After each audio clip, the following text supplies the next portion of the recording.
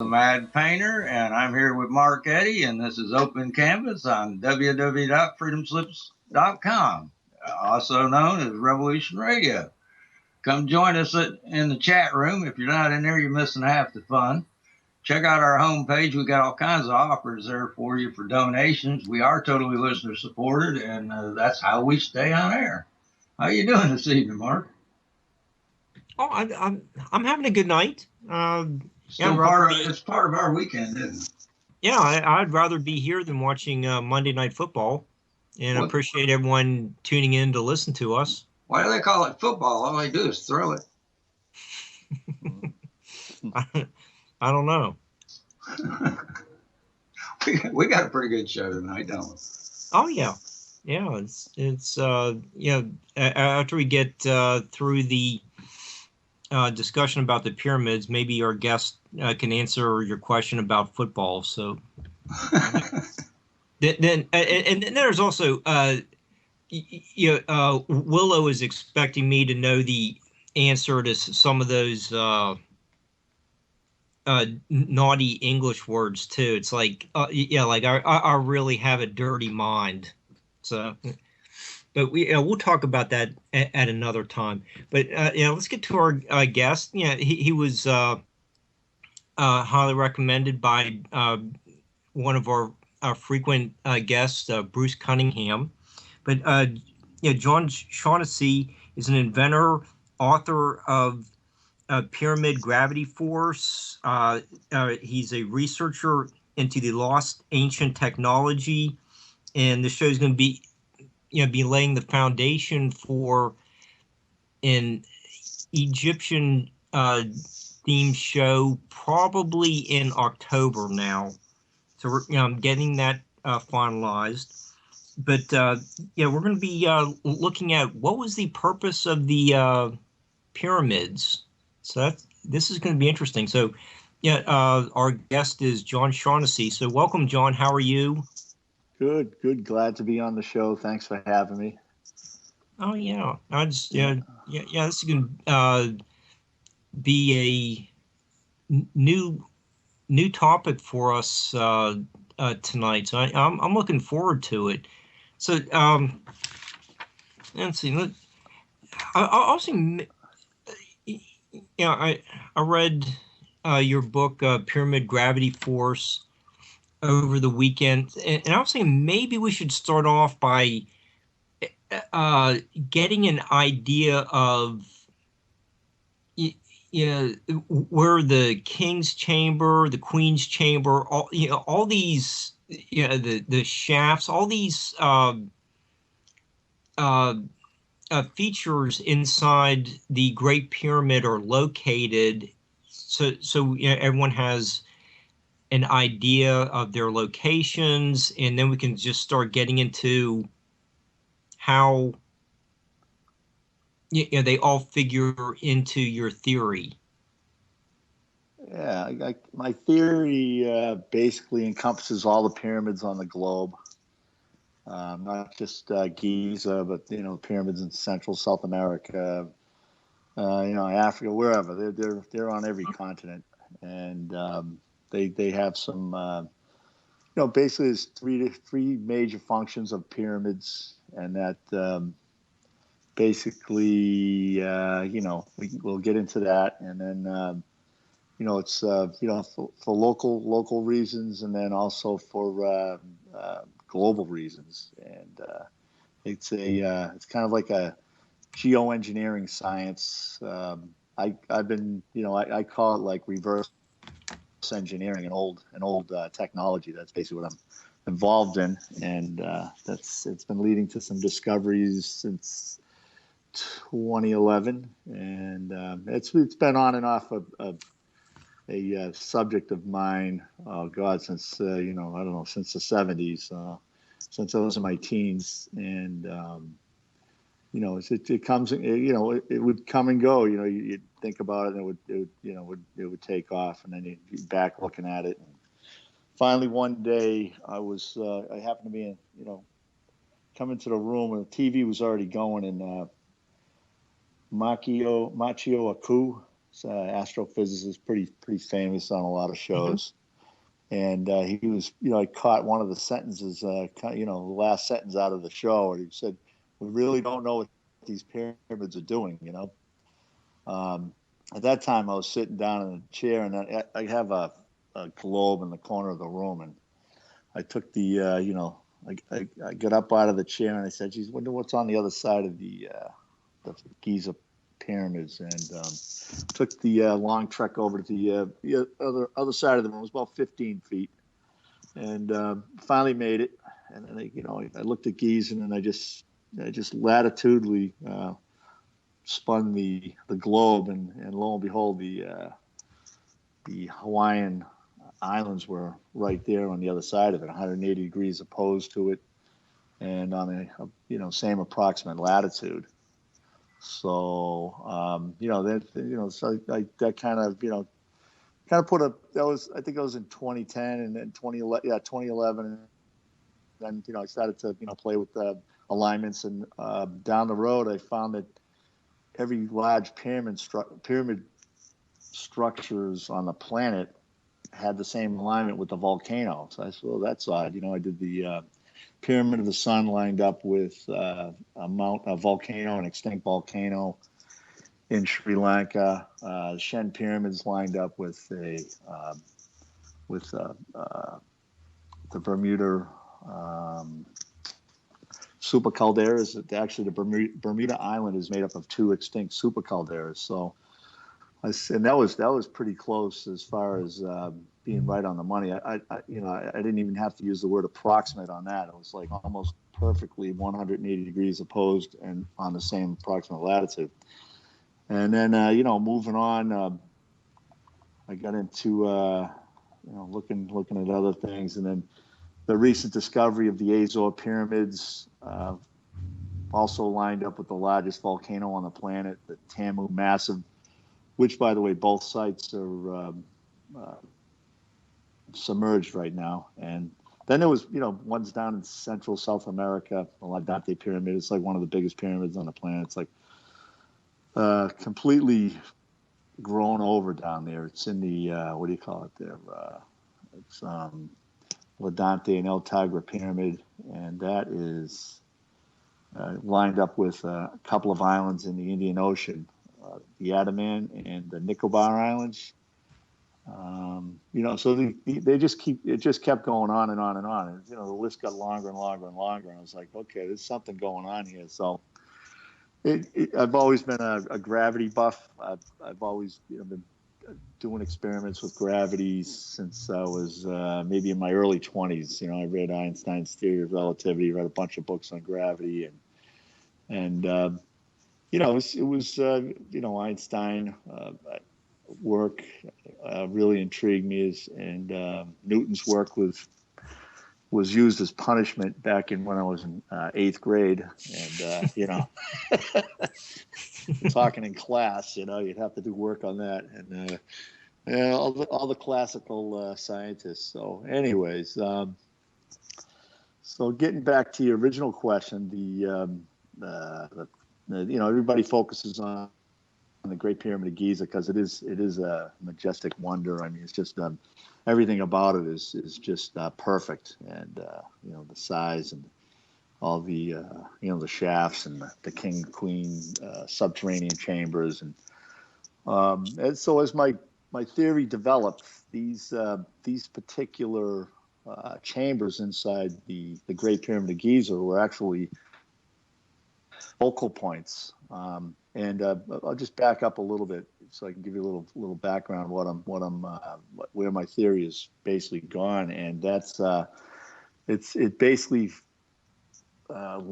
pyramids are more or less lenses, just like it follows optic physics pretty close, like your glasses, convex lenses, magnifying glass.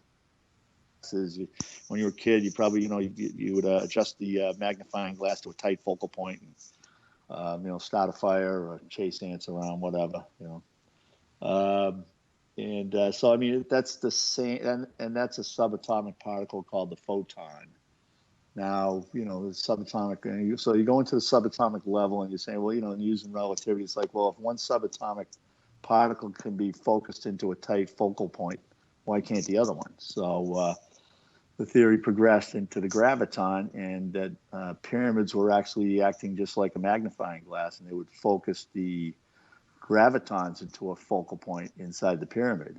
And with that, didn't act the same as photons, where it would pass straight through to wherever it was going, because you were dealing with a transparent glass. Although you could have a transparent pyramid the size of Giza too, and get the so any getting off topic, but the gist of it is that the pyramids were creating a dense gravity focal point in the center line of the pyramid.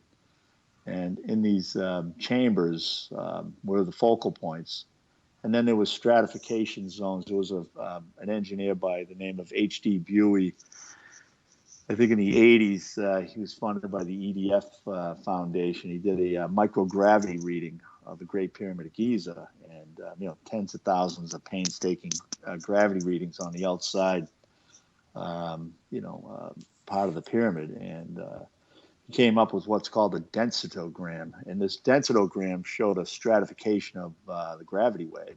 Basically, it started off as the top was a high gravitational zone, and then you'd get on like maybe I don't know what it was, 30, 40, and then be a low gravity reading, then a high gravity reading, and then a low gravity. So those 7 stratification zones, and so the focal points all lined up with that, and so you have 3 focal points inside the Pyramid of Giza. And with these most of the pyramids in Egypt and around the world have chambers in them, and some are subterranean. Well, a lot of them are subterranean in Egypt, and then others, around different parts of the world. They're inside the center line of the pyramid somewhere, where you don't have access to them, because they didn't have built it with hallways and passageways and to get to them. So as the theory progressed, the center line and these rooms were actually focal points. So how do you increase the density of the gravity wave inside of a pyramid? Well, you bring denser material into the pyramid. So the thought was that to perform certain physics functions off of the pyramid, like increase or decrease magma currents, or lock in magnetic north or true north. It came to my understanding of my intuitive thoughts were that they would fill these chambers up with dense material like gold, or lead, or uranium-238, whatever you had available, and that would increase the gravitational fields in those particular focal points. Pyramids by nature need to be closed up. When you open them up, you disable the gravity wave in there. You're creating a bypass, or you're breaking the density that is at the focal points inside these pyramids. So that was kind of some steps there. There's some steps, and then so you would have 3 major reasons for building a large pyramid. Obviously, the ones to me, it's obvious. The ones in the Nile Valley seem to play off a mountain range in the Sudan. It's like you'd have I think the Saqqara and Abusir. There's 3 pyramids, 3 separate pyramids, and then you get up to Giza. There's another 3 pyramids, and they all align with the old meridian where now it goes through was it Greenwich over there in England? Mm-hmm. That used to be the old line there, timeline. So, anyways, so you would if you're looking at Planet Builders, and that's the name of my next book is the Planet Builders. You would have to we live on a pretty stable planet with tectonic plates, oceans, continents. There's a lot of stuff going on, and the main reason for the Giza, the Nile Valley pyramids is to keep that Hawaiian hotspot open all the time to deal with the fluctuation of magma pressure inside the core of the Earth. And it's the only one that basically stays open and carves through the tectonic plate out there in the Pacific, the Hawaiian hotspot. So it has a function. There's a function, and if you get into my theories and my science a lot deeper, you can see that there's some reasons behind the madness. And John, does the connection with the Egyptian connection to the Hawaiian Islands go through the floor of the pyramid, or does it is something like shot out through those the shafts that go from the King's Chamber to the north? How does that work? The biggest engine of geometrically shaped mass on the planet, pyramids, mountains, is the moon. So the moon is the main gravity engine, if you will. It's the two-stroke engine. You spin through the gravitational field of the moon every 24 hours. You go through it every 24 hours. Different alignments, obviously, with the elliptic of the moon, but that in and of itself, when you go under the moon, when the moon's 90 degrees overhead, it's pulling on your location. So that gravity wave that gets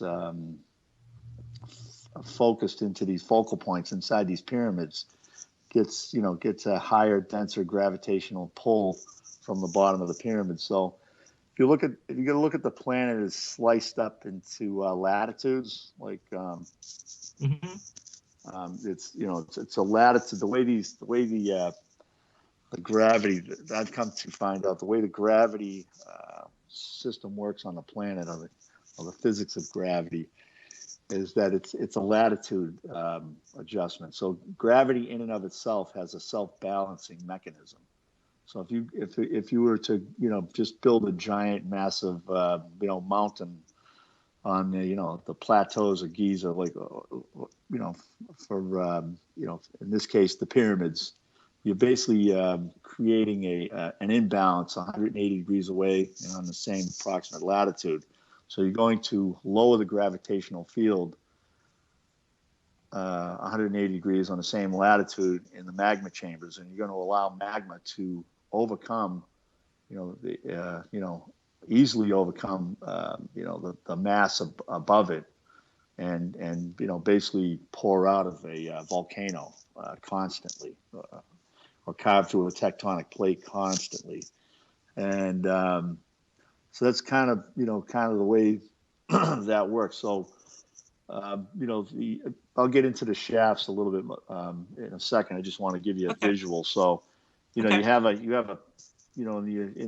everything in the cosmos is basically spherical, like the suns, the planets, the moons. They all seem to come into some kind of spherical round embodiment.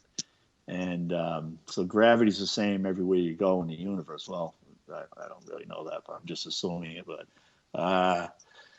so if you have a lump on one side, it's going to grow a lump on the other. I mean, it would be great if this worked on your tire. If you had a tire, it was out of balance, you could just keep going down the highway, and a weight would grow on the other side, and it would balance itself out. You ever have your tires balanced on your car, right, with the lead weight on it, to take the shimmy out. Mm-hmm. So in the world of gravity, the world of planets, that weight actually grows opposite of the weight you put on. So So if you have like an imbalance in your planet, it'll grow mass on the other side. So it's always a some equilibrium between the masses. And so getting back to so basically without the moon, you just have a static gravity type of environment, and you get a little bit from the sun. I mean, the sun, we're orbiting the sun, but the moon is the engine that moves trillions of tons of water a day, and it does, it flexes tectonic plates. You're in the Great Lakes or in a pool somewhere, and the moon, you're spinning. The moon is overhead, and you spin through it. So that whole area lifts up. I mean, the plate that you're walking on, the ground that you're walking on, your front lawn, that actually lifts towards the moon. Every day. So, John, it sounds like gravity just pulled a dog into the room. Yeah, that's Murph. My son just came in, and he's a volunteer firefighter. He's doing some kind of schooling. Yeah. And there he goes. He comes in and then he leaves. So now basically, I'll pull him into the conversation. What's that? Basically, what you're saying is these pyramids that are untouched and unopened are sending a signal through the Earth. Right. Would that explain why the ones that have been tampered with are actually sending a signal up? What do you mean, like when you say a lot of them been measured with a vortex type energy emitted from the top of them? Right. If you're in alignment with the moon, you actually see this energy. You actually see what I'm talking about every day.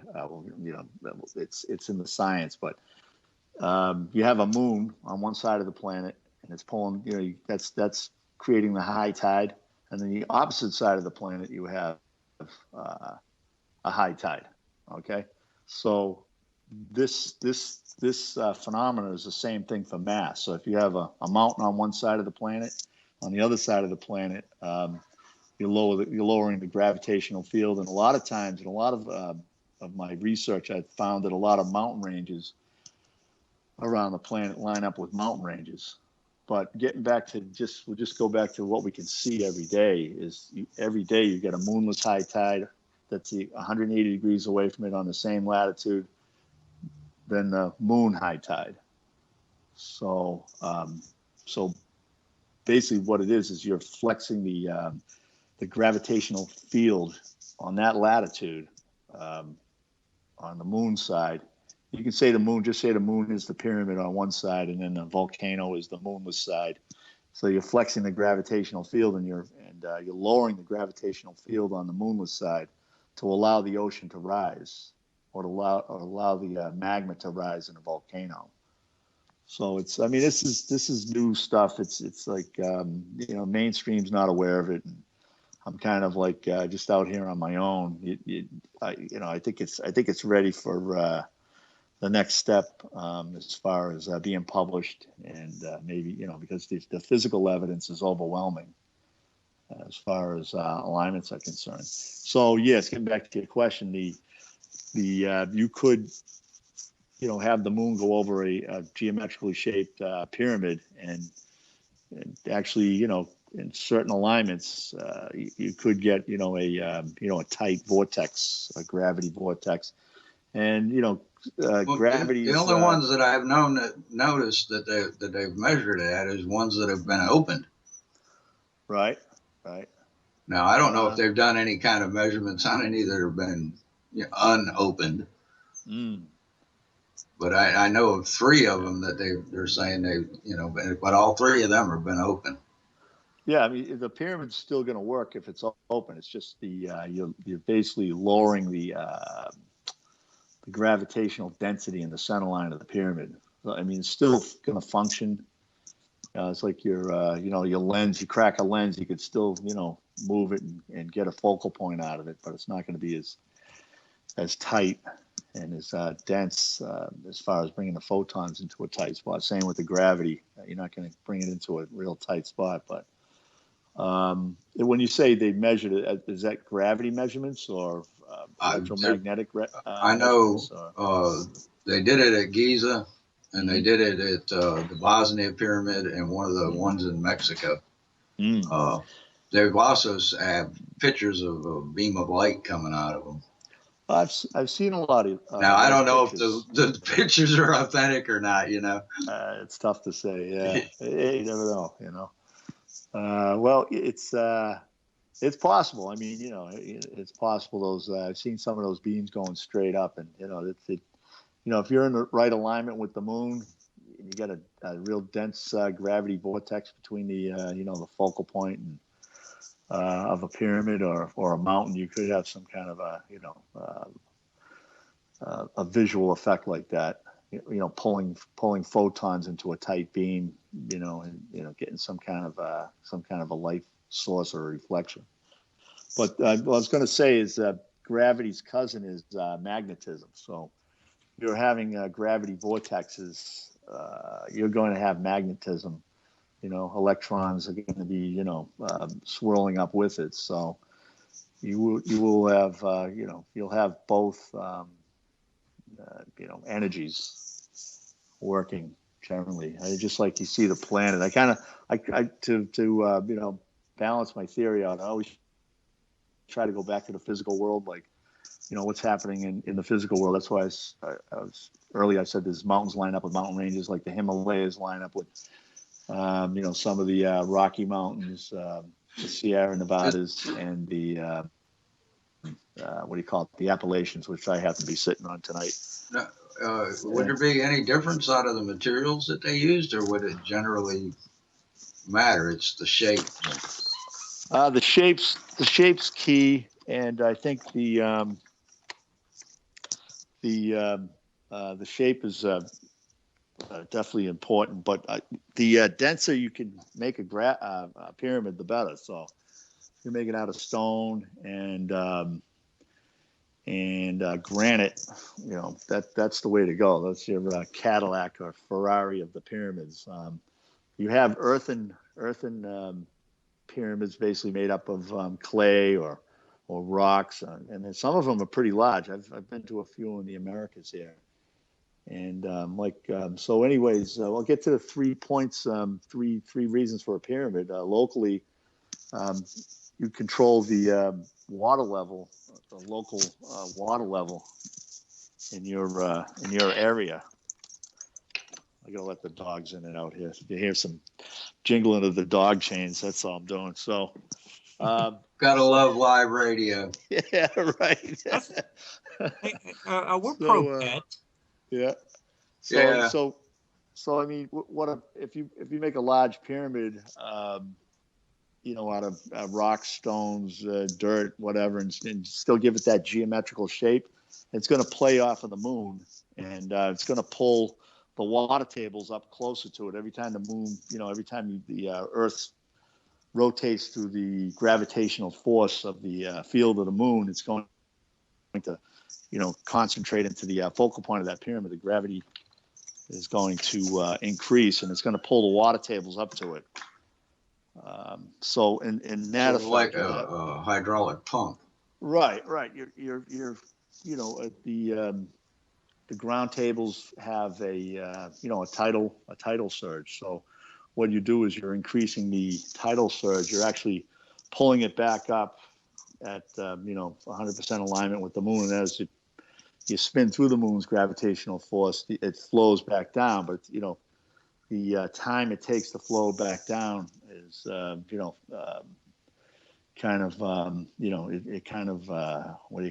it buys you some time as far as water tables. Like if you didn't have a pyramid or a mound to pull your water tables up to, the water tables would sink.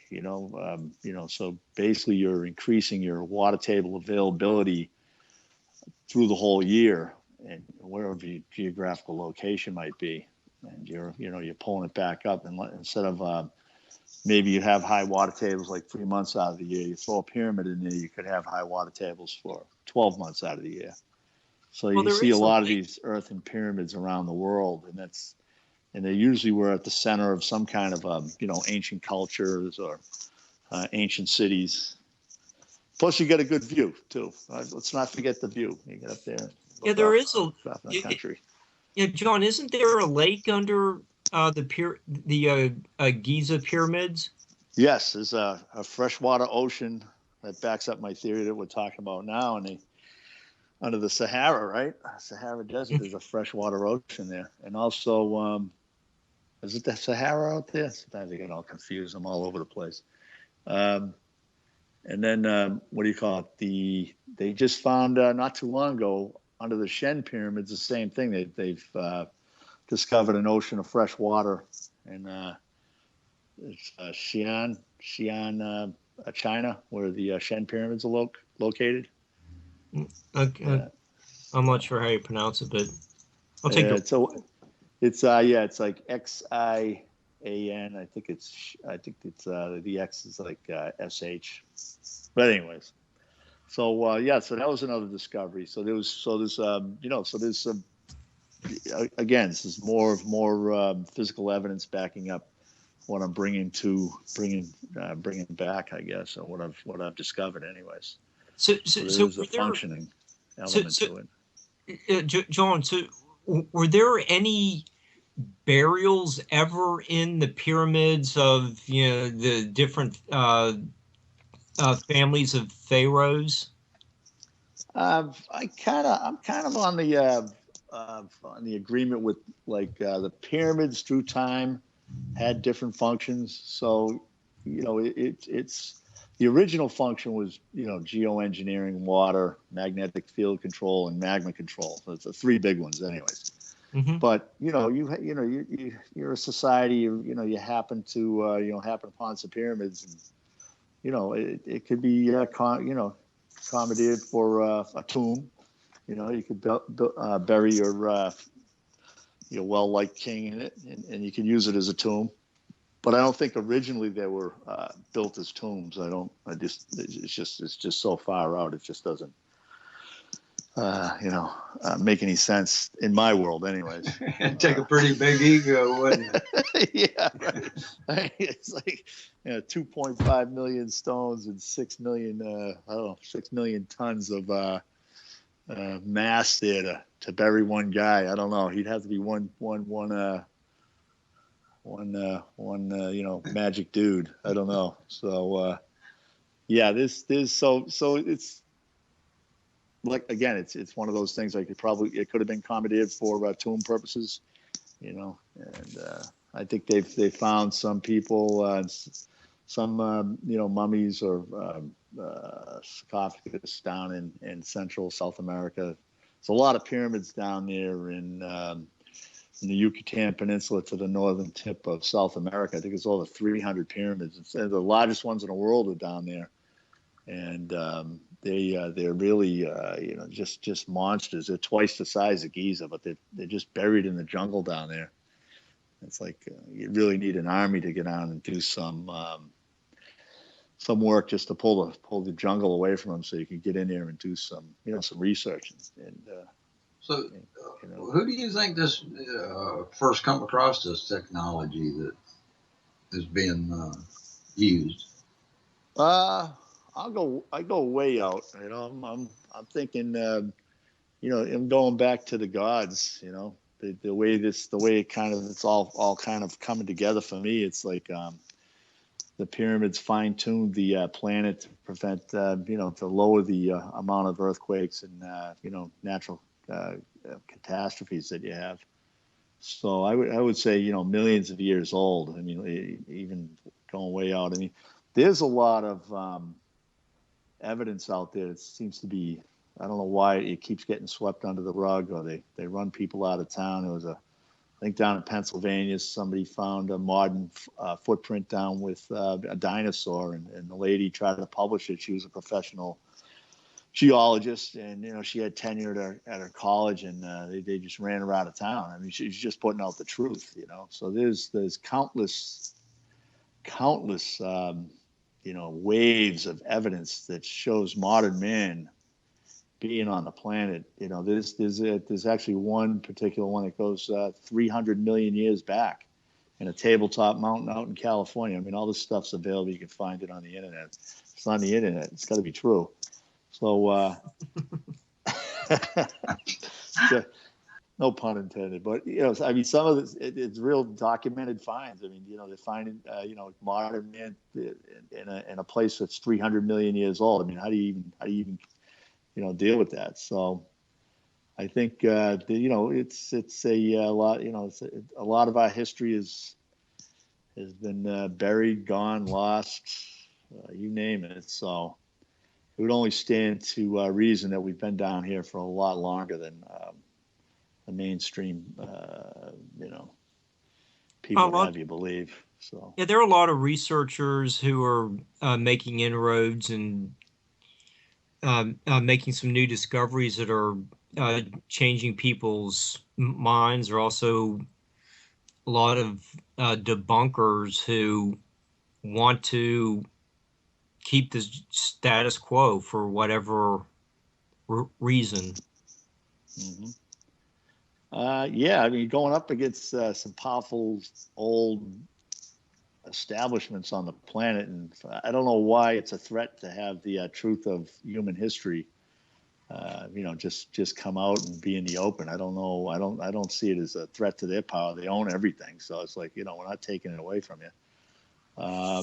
So I think seems to be a grassroots swelling across the world of quest for knowledge. A lot of people, just they're not buying it, and it's a great thing. They're not buying it, and they've got a reason why they did so bad in history, because it was all lies.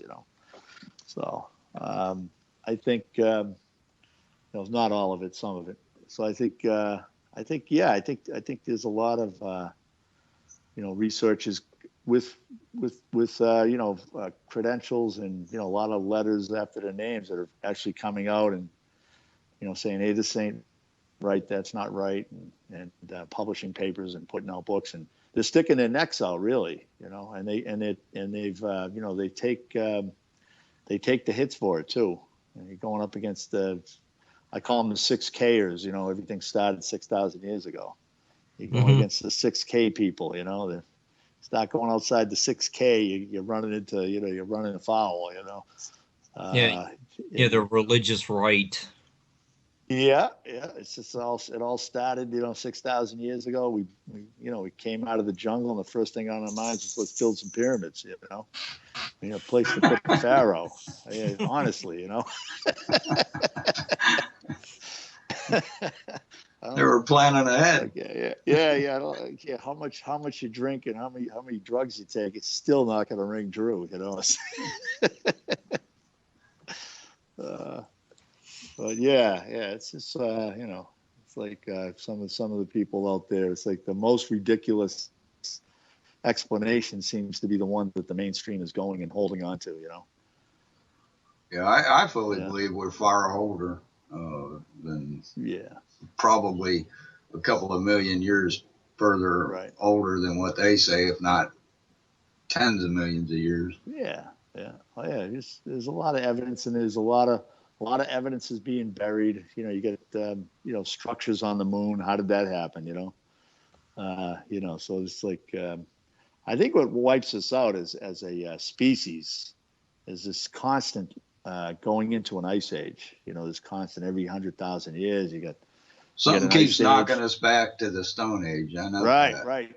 And I think that's it. We're at the end of the interglacial, and I think some human groups really ascended a lot higher than we did in this interglacial. I think we wasted a lot of time because the powers that are running things. But they silenced a lot of people. Nikola Tesla got silenced. I mean, a lot of great minds were, burned at the stake. You're going back to the Dark Ages. Anybody that had an idea that was, he's a witch, she's a witch, or whatever. So, they get you. So I think I think going back, the previous ice age, there might have been a more enlightened and a more accelerated growth and knowledge before the ice age comes in and brings us all right back down again. So, like I said, we're at the end of the 13,500 interglacial. No fault to our own. We probably extended it because we're burning fossil fuel, maybe, a lot more than the previous interglacial society. So I think these interglacials, where you see this big, huge ramp in technology and education and building, and then it goes back into an ice age, was really, you get throttled down. If you look at how many places are really inhabitable in a deep ice age, it doesn't you don't go out too much further from the equator, north and south. So you believe this is a secular pattern that's continuing to today, that they deliberately set these pyramids in order to keep this cycle running properly? Yes. I mean, if you look at humanity on the planet today, it's completely out of control. So, I mean, it's, we just keep going, and we're in the burn everything mentality. I think if we just continued on, the whole planet would just turn into a big giant, raging fire, and there'd be nothing left. So, in an odd way, an ice age, going back into ice building mode is saving the planet from being totally destroyed. So you kind of bringing it back down, and unfortunately, that's kind of what it's a cycle. And like you said, it is a cycle, and it's pretty. They've got it going back 800,000 or a million years. They can, with the ice core samples, they can really dial in on these ice ages, and they all have a very, very close time, in the interglacial thaw, and then you go right back into an ice age. So I think we need that cycle, because just to protect the planet from us. She needs some protection. That's for sure. No, I don't want to offend anybody, but you just look around. But we're in an unusual warm period too, aren't we? Yeah. But John, we are in a warm period. Pyramids have hastened the end of the last ice age? I think if anything, they actually bring in an ice age quicker, because they're the ones that are set up for volcanic control will bring in, and will when the planet heats up, the polar caps rise, the weight, the ocean gets redistributed from the caps of the ocean. You're starting to put real heavy pressure on the the equatorial plane. You're building up magma pressure, and you see these volcanoes are popping left and right. You got fissures up there, and up in the up in Greenland there, where the magma is it's just spewing out of the ice sheets. So you have a lot of movement, and it's just a process. So I think yes, I think the pyramids, if they do keep the magma flowing, and like the Hawaiian hotspot and the Nile Valley pyramids, that keeping that open actually can prevent a super caldera from going off. Like, just say Yellowstone, you're kind of real close to the Yellowstone super caldera. Hawaii, I mean, it's, geographically speaking, I mean, you're 1,500 or 2,000 miles away from it, but you're still playing with the same magma currents that super caldera plays off of. So, if you wanted to prevent that super caldera from blasting us into the ice age, blasting us off into the ice age, you would close up put some heavy material into the focal points of the pyramids, and close them up, and allow more magma to bleed out of the Hawaiian hotspot, Kilauea and Take whatever other away that volcanoes are out there. prime tourist attraction. Yeah, well, you give them a phone call and tell them to go upwind or something, So. Yeah. That's it. So it's like, I think we lost the technology for this this geoengineering, this magma control, and we're going. If we don't get on board and actually see if they can lower that magma chamber, that magma plume on the Yellowstone, and prevent that from blowing up. If it does go, it'll thrust us into a deep, long, deep ice age. So I think once you go into ice building mode, it's just a natural cycle. So you just we go might into end ice up building as mode. snowball Earth again. Yeah, well, if history's any indication, it's a normal cycle. Actually, the normal cycle on the planet is in an ice age. So I think these pyramids are paramount to extending the interglacial warm-up, and hopefully we can ascend to a higher technological advanced civilization where we don't burn everything just to get down the road, more, and live more in harmony with the planet. I think there's some potential to starve it off. I think. John, speaking of living in harmony, in your book you do chronicle some of the different groups that tried to get into the pyramids. They're doing some pretty irresponsible behaviors around the pyramids during their different invasions. Do you know of any examples of these different armies taking, was it like one of the generators or something that dismantled the gravitational function of the pyramids? I think what was it, Alma Moon in 833?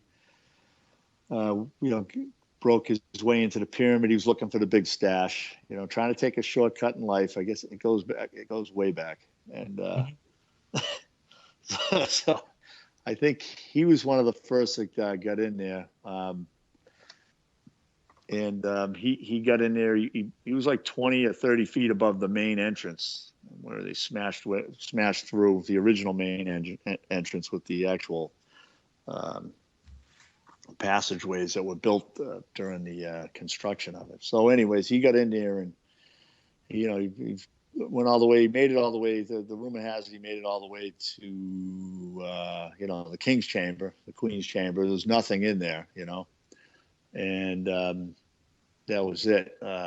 So that damaged the gravitational field on that planet. Now, there's some records out there, and they said there was a large earthquake in that area.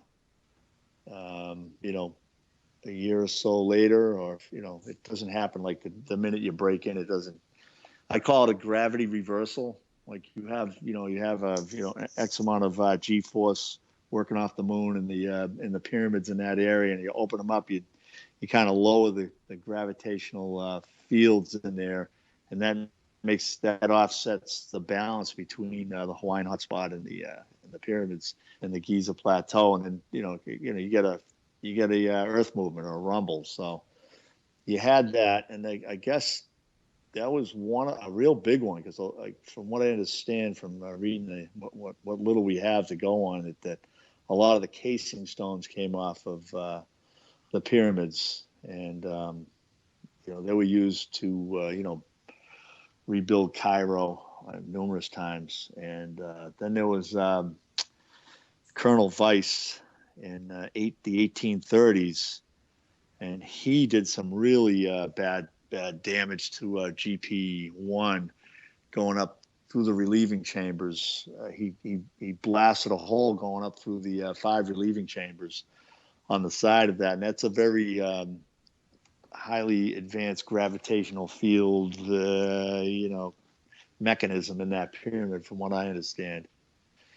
And so he bypassed that whole function of the pyramid over the King's Chamber, and really lowered the force, the gravitational densing ability of that particular pyramid. And he was I call them the gunpowder tears in my book, I believe. And any place they could put some gunpowder and light a fuse, that was it. Fire in a hole, and they were just blasting away. They did a lot of damage to the floor. They did some damage to the ceiling in the King's Chamber. They're just going at it for years. I forget how many years he was down there, but he really did some significant damage to that pyramid. And again, he left and didn't find a big stash, because there isn't any. And shortly thereafter he left, there was another large earthquake in that area. I think it was like 1 to 2 years later. So there was more damage, more of a gravitational field imbalance. And I think around that time they were opening up the other pyramids also.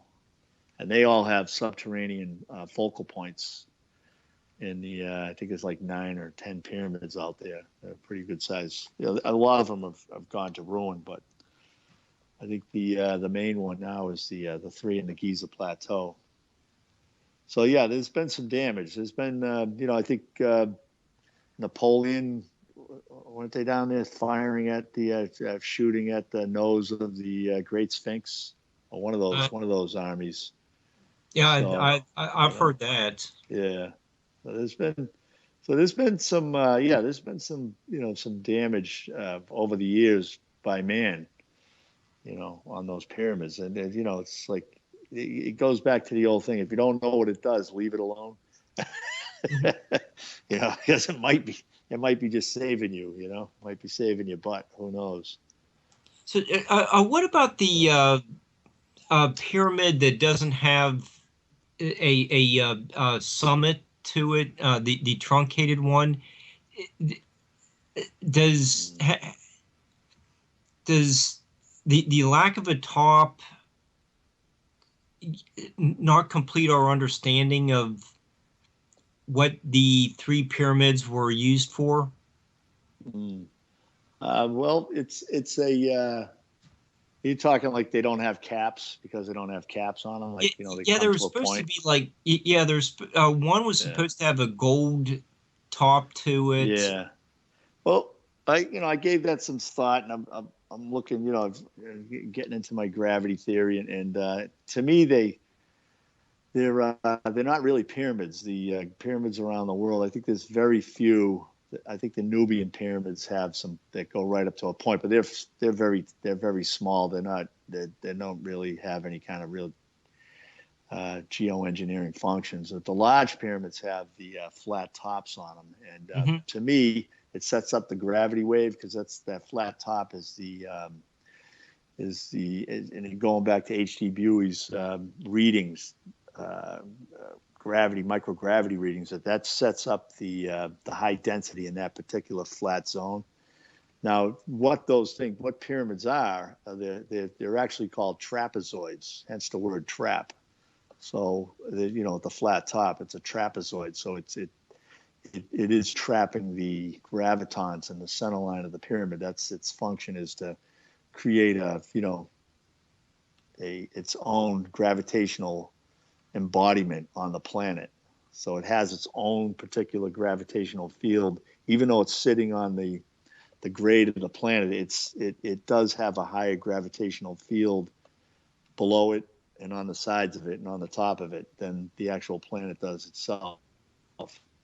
So it's like a suction cup, just simplifying it. So in my study, they don't have caps.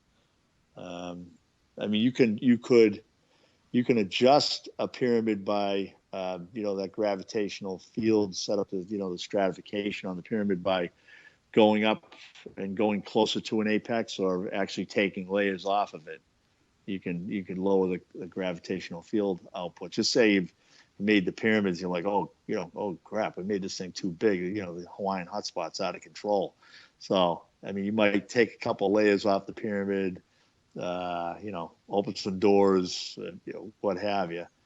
And but it was done with real sophisticated group of engineers. They knew how big to make it. They knew what they needed to, the energy they needed to manipulate the magma currents in that particular place on the other side of the planet.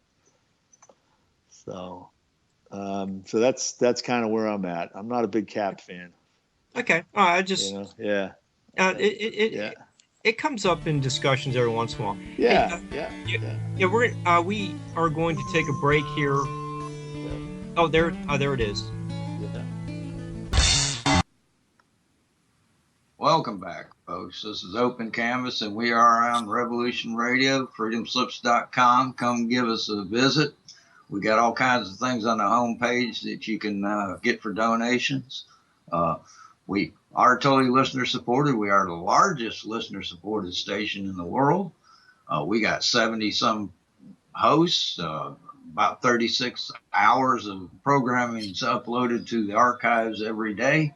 You'd have to be a time traveler to listen to them all. And it's $5 a month. You just can't beat it. Mark, I'll let you take off with the second hour again. Okay. I think the first hour has gone great. I'm getting some good ideas. Yeah, very interesting discussions. But yeah, John, in your book you touch a little bit on the what was it, 52-degree angles of the sides of the pyramids. Is that a universal slope to the summits, and how does that figure into the gravitational theory? I think I think that slightly below 52 degrees. I think it's the sweet spot as far as condensing the gravity wave in the center line of the pyramid.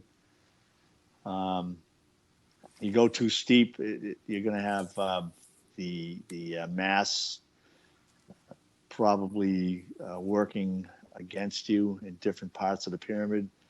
And this one's kind of like, it's a little bit below 52 degrees. I think the weight and the longevity of the pyramid is without doubt, is everlasting almost. I mean, it'll stand the test of time. So I think that's why they factored that into it. I'm sure there's Fibonacci in there, and the golden number, and a few other pi, and there's a bunch of mathematics tied into the Great Pyramid. It's just it's just a science all in and of itself when you get into the mathematics of it all. Okay, John. So we're back to your comment that as soon as the early ape humans descended from the trees, they figured out this 52-degree angle. That's kind of not adding up. Yeah, no, it's not adding up at all. Yeah, so it's just, I think Anthony West coined the phrase. It's like the most ridiculous theory is the one that they're going with. And the timelines that just don't add up. They just don't add up.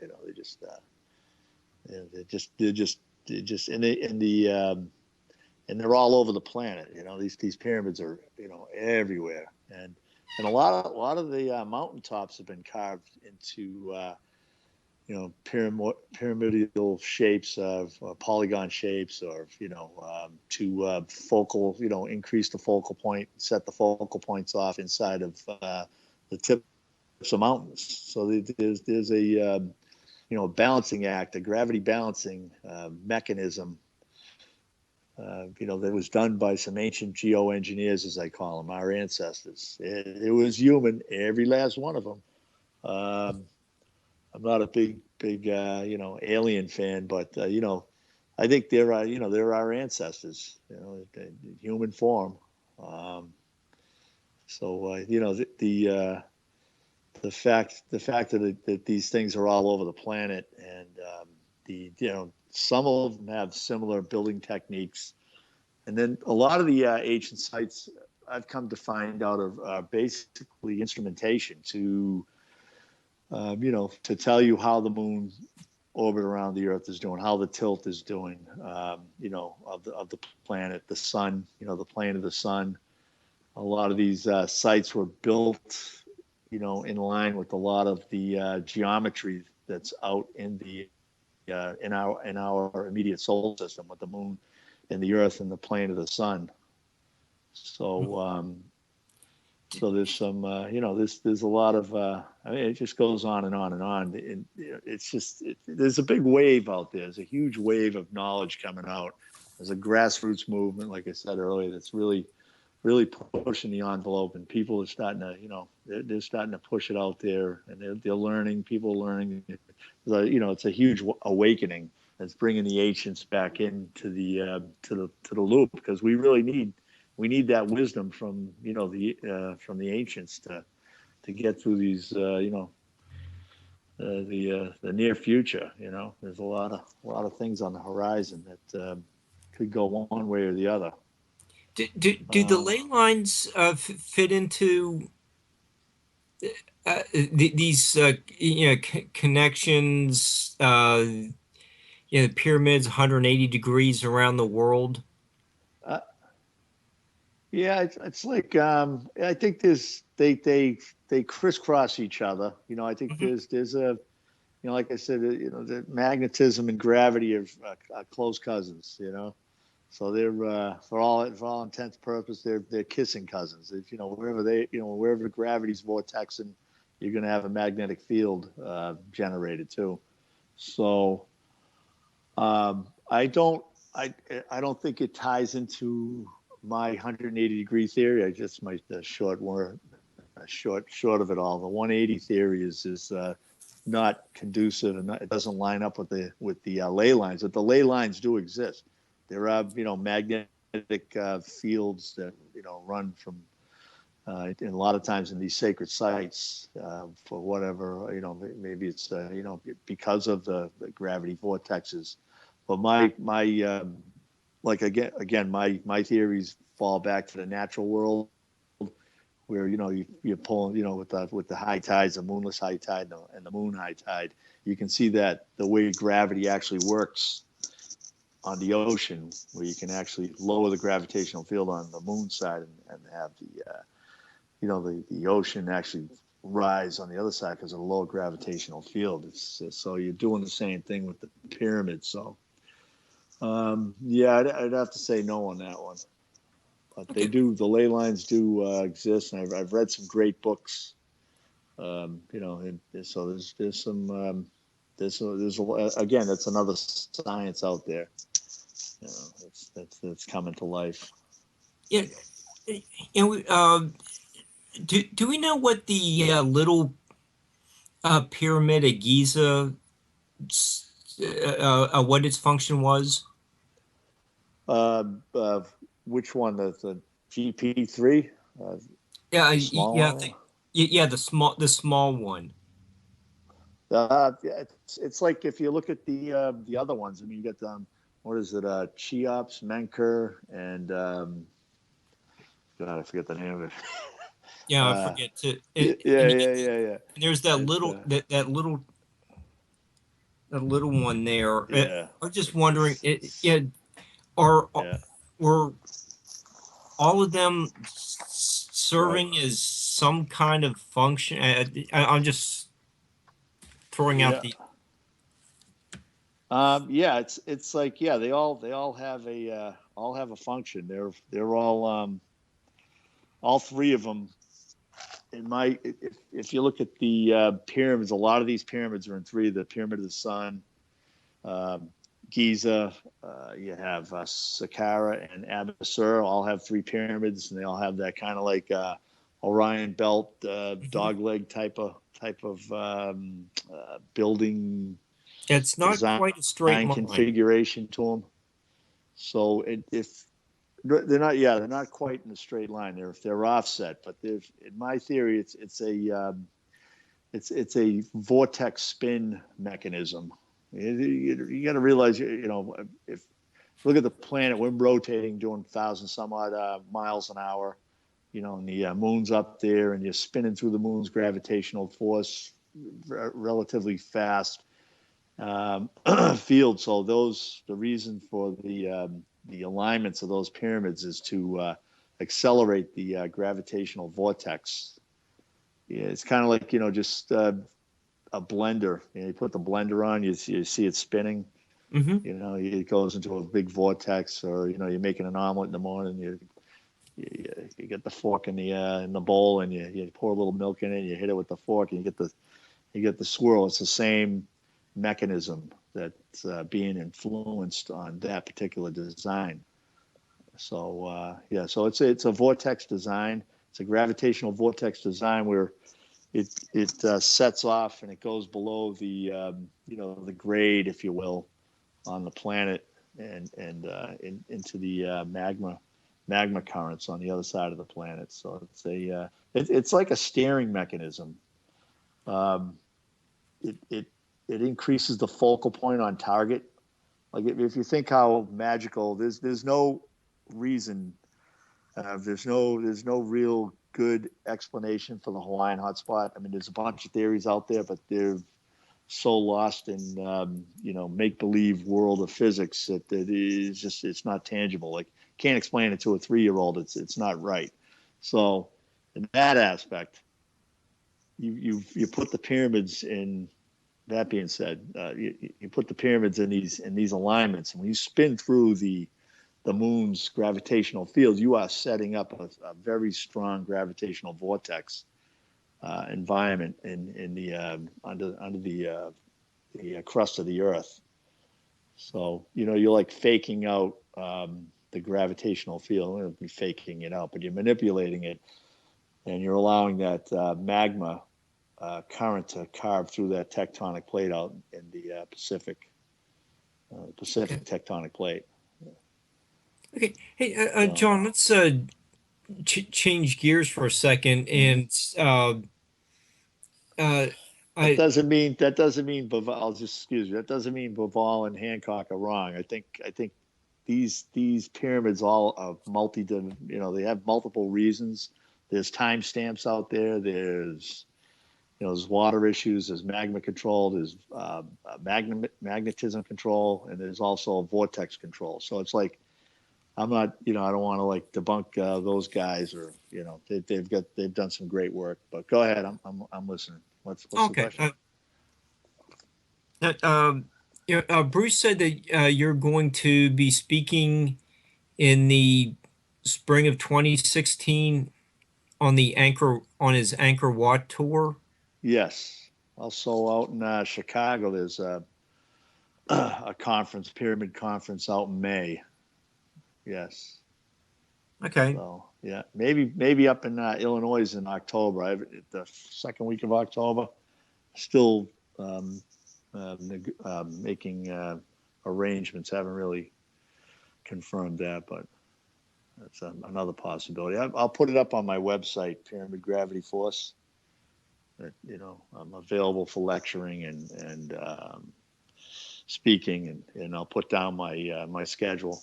I update my website. I try to anyways, as much as I can, let people know where I'm going and what I'm doing. And so, yes, I'll be out in Angkor Wat. Wow. Yeah. That sounds. Bruce has been on a couple times talking about his tours with Andrew Collins and Hugh Newman, and it just sounds like an amazing trip of a lifetime to see those places. And here, you're going to be there. Mark just wants to see Staggy. Yeah, that's what I was saying. I'm fascinated by that medallion yeah, it's just proof that Yeah. some of these dinosaurs lived up until a more recent time. That'd been so Hmm. neat to just kind of be walking through the jungles Right. that 1,000 years ago, and all of a sudden there's a stegosaurus there. Yeah. Right. Right. That would, You just kind of yes. have to wonder if they're still there, and no, we just Mhm. there are a few left, and we just haven't been able to find one. I Right. just fascinating.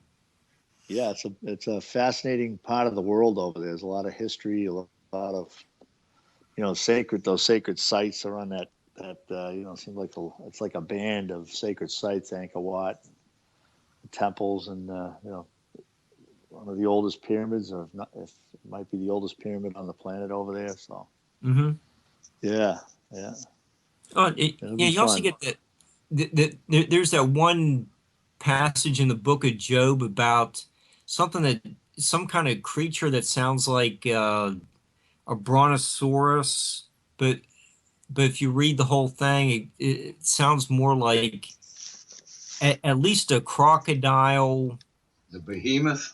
Yeah, uh, Mm, or if it's not a crocodile or an alligator, it's some kind of cryptid creature. But what was that? It sounds like it could be one of those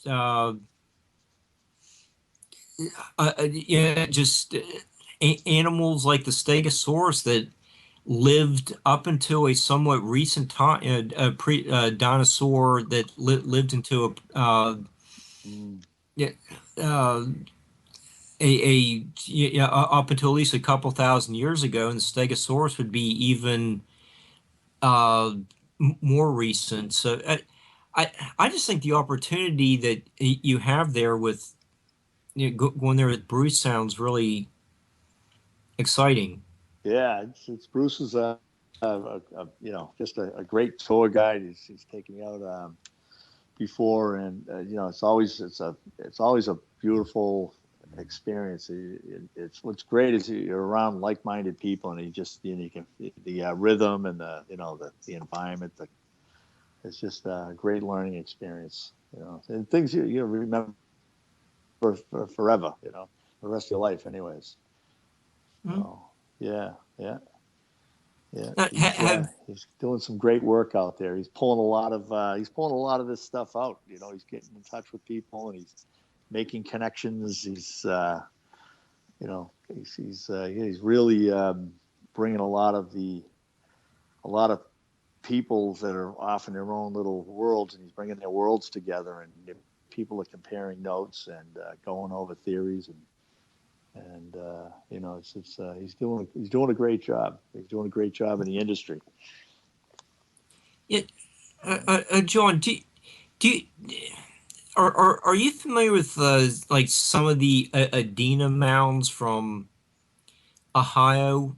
They're conical shaped, just Mm. much smaller versions of pyramids. They do the Adena ones usually have a uh, uh, uh, sunken grave Mm-hmm. below the uh, soil surface, well, it'd be below the uh, ground level where the house was built. It, Mm-hmm. but there is some kind of resemblance to Egypt. Could any of these mounds in Ohio been some kind of reproduction of Egyptian pyramids or the ones in Mexico, Yeah, I mean, or I think it's. is that just Mhm. not related at all? I think the ones in the Americas, that the large ones, they're not the stone Mhm. pyramids, but I think they do perform a function as far as groundwater tables with the moon. I think they all interact with the moon in those areas. And, Well, a you know, lot with of the times there were streams nearby. mm-hmm, mm-hmm. So you know, they would. Yes, I think there is a geoengineering purpose of science behind these mounds. They're actually quite large. I mean, I was up on one 2 years ago with Bruce, and it was the same size as the one in Giza, but not the base was, but it wasn't as what do you call it there, as high. It was still quite a massive mound, and the Kokia mounds. I think it was the Oh Kokia yeah, mounds, and by St. Louis. yeah, up by right over the St. Louis River. So it was right on the side of the Mississippi, the river there. So it was. I guess they got a great museum there, and they've done a lot of research, and from the ruins, and put some kind of a functioning city there. So who knows? It could have been for pulling the water up and purifying the water in that particular area. And the thing you have to look at is I try to look at is the different environments the planet goes through. Like when you're in going into an ice age or in the middle of an ice age, a lot of your fresh water is basically, it becomes ice up at the polar caps, north and south pole. So you would probably build pyramids and mounds to pull what little available groundwater is in the area, and pull it up underneath these pyramids, and use the moon's gravitational fields to magnify a tidal surge of fresh water under the ground. So I think there's some engineering behind it, because the normal weather on the planet is in an ice age, because you do your 100,000 years in an ice age and your 13,000 into glacial warm up.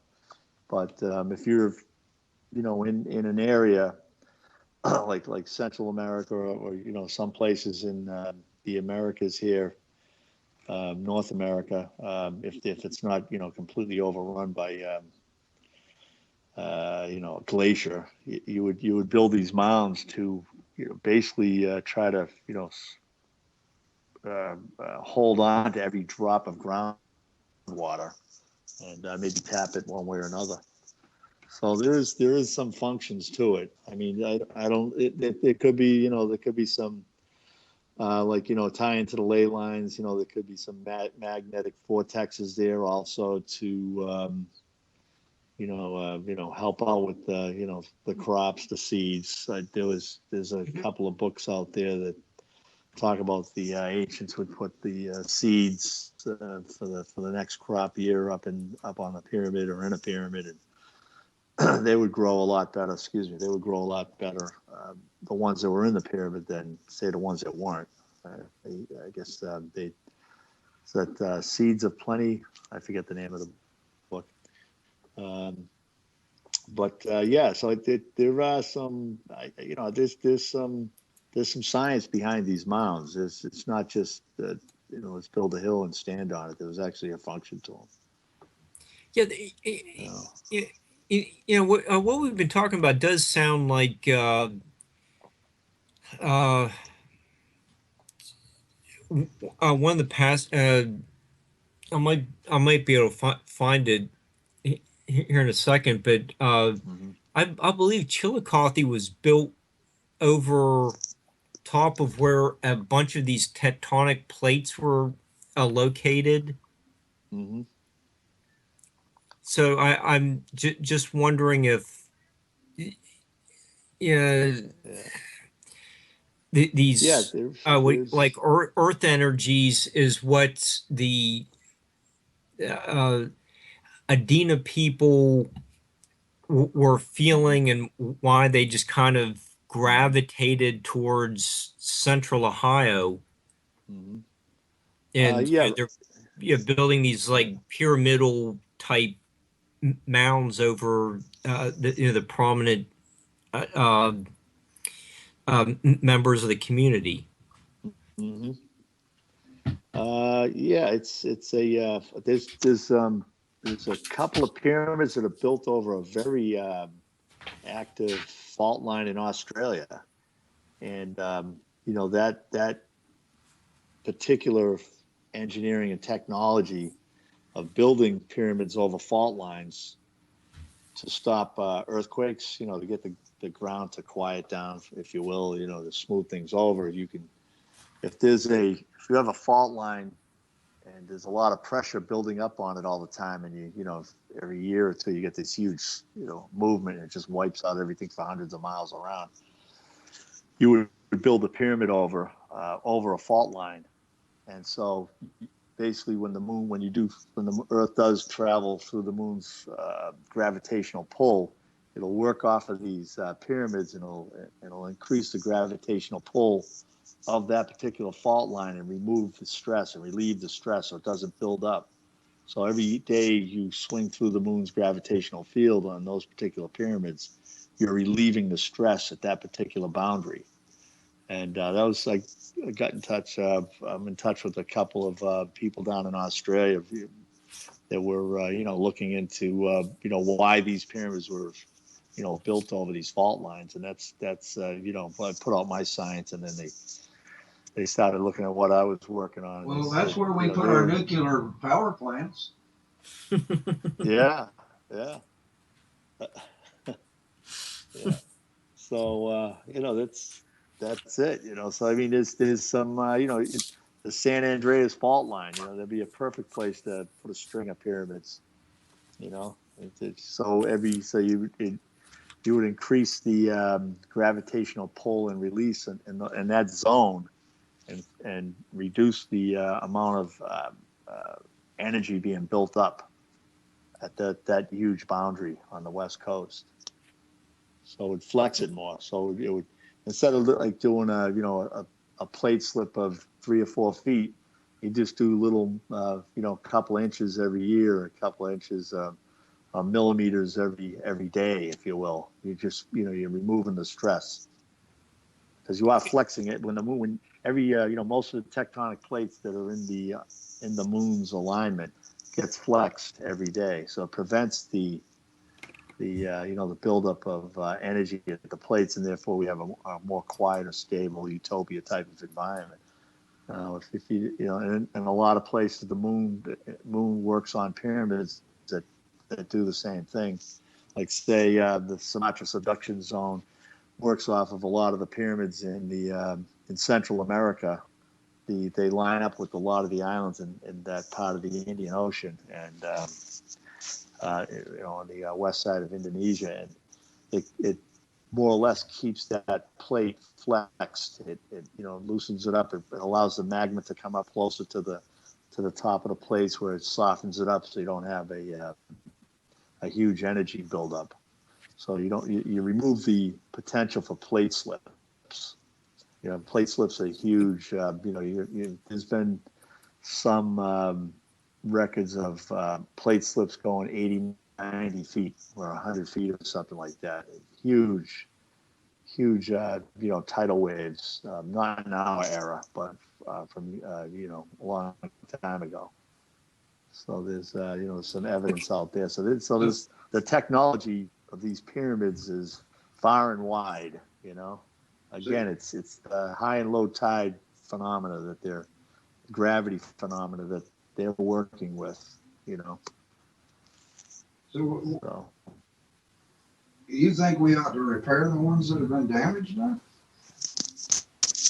Yeah, I'm probably the only one on the planet saying let's close the pyramids up. I'm all by myself on that one. Nobody else is calling for it. But what I see, especially with Giza and the super caldera and Yellowstone, and right, if you're looking at the volcanic activity on the planet the last, I don't know, decade or so, it's been exponential.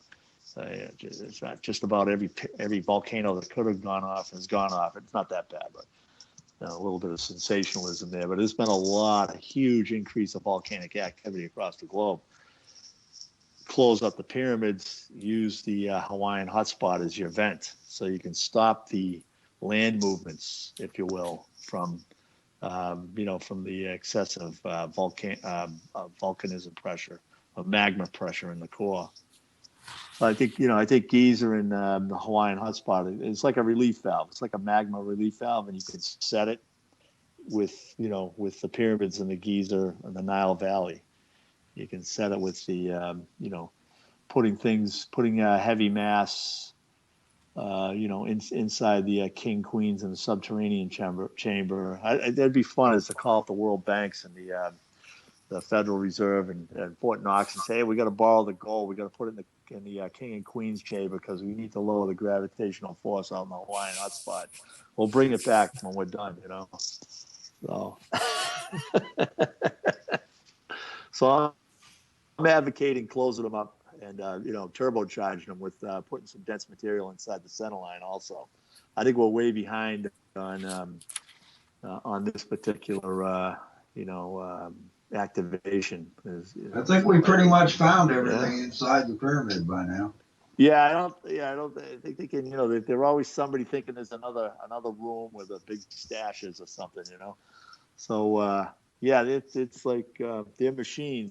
Christopher Dunn, brilliant, does unbelievable work, and he coined the phrase. It's built like a machine. It's a machine. So I think that in mind, yes, I'm advocating close them up. I think I put it in my book. I put it in my email, my YouTube videos.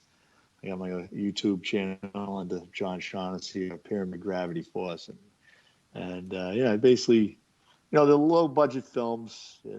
If you have a problem sleeping, you can put that on. You'd be out be out cold in a few minutes. So I think that's if you look at the science, you look at sort of sounds like our shows. Yeah. There ain't much excitement going on here. It all happened years ago. I hear you. John, I did find that passage while you and Thomas were doing the exchange. Okay. In Bob Maslowski and Mark Seaman's article, "Woodland Archaeology in the Mid-Ohio Valley: Setting Parameters for Ohio Main Stem Tributary Comparisons," they write, "Research more specific to Ohio indicates that Chillicothe lies at the center of 6 intersecting geological regions and at the terminus of Wisconsin glaciation. The result is what was probably the greatest diversity of microenvironments for an area of comparable size in the Mid-Ohio Valley." Okay, so would 6 geological reasons or regions, is that a reason why these like energies could attract people to live there? I'm just kind of wondering if that's something similar to what we've been discussing in other areas where pyramids have been built. Oh, absolutely. I think they've done studies that there's a higher thermal energy in the center of pyramids that haven't been opened up. But if you go back to Vice, he did do some good. He took some notes, anyways, when he was in between blowing everything up. He was a smart guy. He took a lot of notes, and the pyramids. I don't know if Petrie was before Petrie's time. I think it was before. Yeah, it was before Petrie. But he said the pyramids were warm inside them. They were very hot, and and then when they blasted out the what do you call it?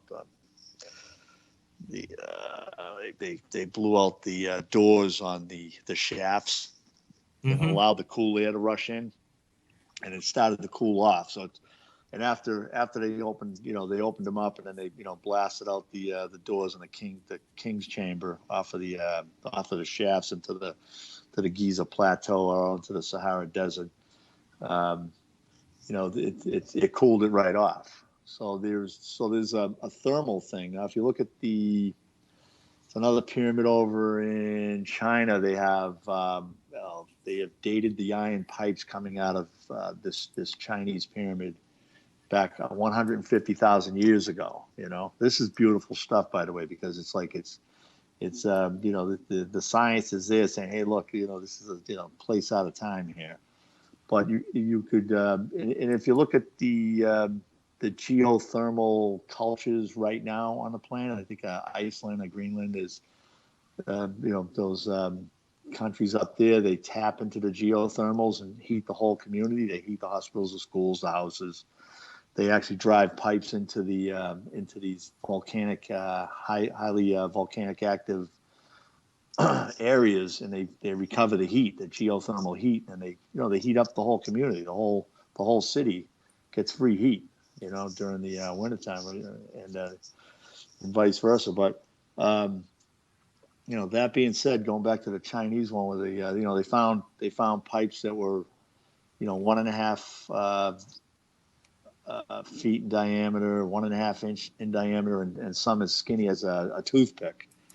Well, if you look at the plumbing of today, you have your larger headers, and then they branch off to smaller lines. So you have a big header, and it'll branch off to smaller 1.5 inch lines that go into a pyramid that's capturing heat or generating geothermal heat, and then coming out. And then you would take that heat, because you're in the middle of an ice age. There's not a lot of wood to burn. You're just trying to get by. And that would, you put that, pump that into the, your homes or what have you. So that's a beautiful discovery. Now, as far as like the toothpick size pipes, if you will, what they're called today, they're called capillary tubes. They're usually used for thermostat or pressure gauges. They have glycol in them, so we'd run like it's instrumentation. You'd run your capillary tube into a center of a pyramid, and you'd run it out, and you attach it to a gauge or temperature thermometer or whatever. So so that technology exists. Now, going back out to where you were just talking about, you have the same thing. Now, if the Earth is, during ice ages, there's it's a different environment altogether. So these pyramids could actually be pulling magma, not all the way up to the actual pyramid itself, but it could pull it closer. With the moon's energy, you could have a higher gravitational field off of these mounds, and you would pull up the magma closer to the crust of the Earth, and would radiate more heat in those localized areas. And you could basically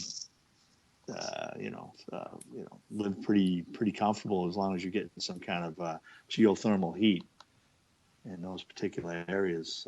You go into the Pyramid of the Sun down in Mexico, Teotihuacan there. I always mess that up.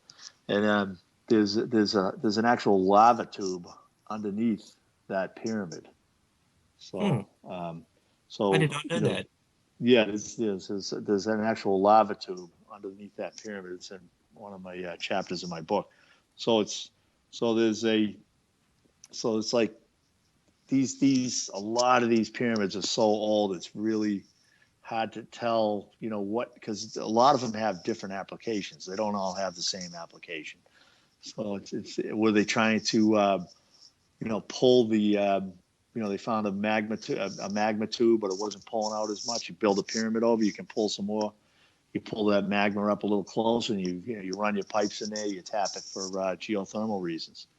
So you're going hundreds of thousands of years back. So the climate changes and the geographical what do you call it? The geophysical makeup of the planet changes under certain areas. So you could have more magma tubes, if you will, lava tubes, vents, sprinkled across the countryside, during an ice age, and so you would tap into them. So that's kind of where I would go. And again, I'm drawing a line between these mounds and say the mounds and the mounds in China that were 150,000 years old with pipes. These pipes in America are probably all gone. They just rotted or whatever. Mm-hmm. Usually Americans make good steel. I don't get it. Yeah, they used to. So so there's some applications there, but I think heat. You could just look at it as heat, water type of a technology, and also like I said, flexing tectonic plates. It could be like noisy plate boundaries right in those areas, and build some mounds there, like down in Central America. People would just build mounds. They would just bring rocks and just keep piling them up on top of each other. So they kind of, there was a remnants of the technology that's saying, hey, look, if you keep increasing the size of the mound here, you're going to get heat or you're going to get water in this localized area.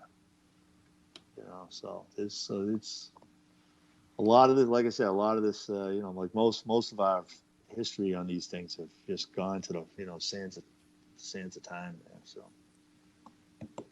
Yeah, John, I also didn't realize until I read your book that the four faces of the Great Pyramid are concaved a little bit. Mm-hmm. Yes, I think you're looking at a maybe an Einstein thing there. I think you're looking at a space-time warping on those pyramids. Like they were built straight, but because this so dense, and I think if you're in, there's a certain time that they really show that the eight sides to those pyramids, and it's I think it's an equinox or a solstice or something like that. But it's also everything. All these play off of the moon. So if you were flying your plane over that and you had the 90-degree moon alignment right over that particular pyramid, I think you would exacerbate the eight sides. Because you're looking at it like broad daylight from the ground, you don't see it. But if you're flying over, you're taking pictures of it from a satellite or a plane or something like that with the right light, you can see the eight sides. But again, I think these things actually go into Einstein's theory a little bit with bending the it's like a space time. You're warping the fabric of space around these pyramids. That's how strong they are when it's playing off the moon's energy. I mean, if it's just the Earth with no moon around it, it would just be a static gravity field. There'd be nothing really pulling and tugging on it. So you throw the moon into the mix, and it's the it's the engine for that type of anomaly to actually be witnessed by people flying over it or taking pictures of it. So I don't think they were built like that. I think what we're seeing is an actual deflection in gravity and the light wave around it. I'm really I think I broke that up in my book a little bit. I think I put something in there. Okay, yeah. On that, it's that theory. Yeah, I could hear the astrophysicist and the geophysicist jumping off the bridge right now. But go ahead.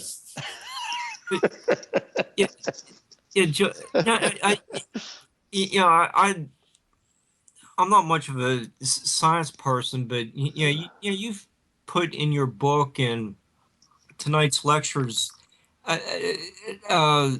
understandable by just the lay person like me. So I think you made a lot of things very easy to understand for such a complex topic. But what I've also heard that the Tower of Babel could have been some kind of like harp tower. It's emitting harp frequencies and that kind of stuff. Did these pyramids around the world have positive things like the positive qualities like the Tesla Tower? Is that something that we could revive if we close up the pyramid and put gold in back in the center and have free energy for the globe? Yeah, it's kind of a good topic. You only have about 7 minutes Tesla left. and his towers. Yeah. I think Tesla and his towers were. He was picking up the differential between the ground and the earth and the atmosphere, and he wound it up into a usable voltage. So, that's what Then you step it down in a transformer and an inverter, and you get into a usable energy form without any moving. Without anything moving. It's just the static and the natural static in the environment, in the air.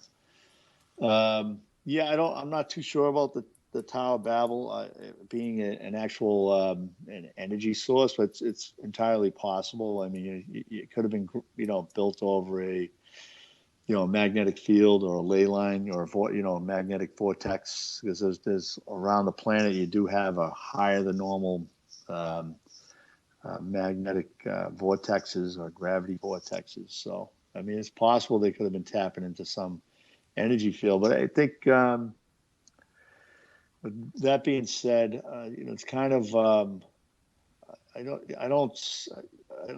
pyramids, I would imagine, could be tapped to some kind of energy, some kind of, you can wrap wire, if you wrap wire around anything, and you can, if there's a gravitational field vortex going on, and there's going to be magnetism, so you wrap enough wire around anything, and you'll get and you can find a differential between a ground and a pyramid.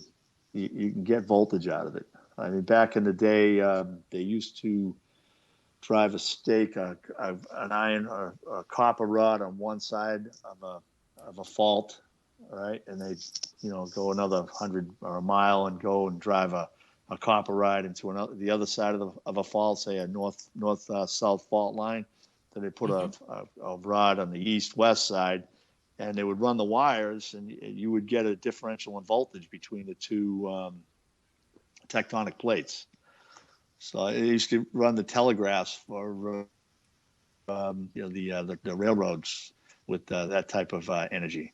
So there's earth energies out there. Any like a lot of places around the planet where you have a lot of tectonic plate boundaries. Like sometimes it's just it's like 7,000 mile by 7,000 mile tectonic plate. But up around Giza, there's a lot of little tectonic plates up there. So if you wanted to, you could tap into the differential between the tectonic plate boundaries down South America, Central America. There's some small tectonic plates you could tap on each side. Even in America, there's old fault lines, active fault lines that are all over, that crisscross the whole globe. And there's you could tap into that differential. Anywhere there's a differential in voltage, you can use that energy. But I think Tesla's way beyond his time, and he was tapping into the differential between the natural static that runs the electrical lightning and the clouds, if you will, the lightning and thundering science. Make sure everybody can find you and find your book, please. Okay, it's John Shaughnessy. My website is www.pyramid gravity force, all one, and that's .com. And get my email off of that webpage.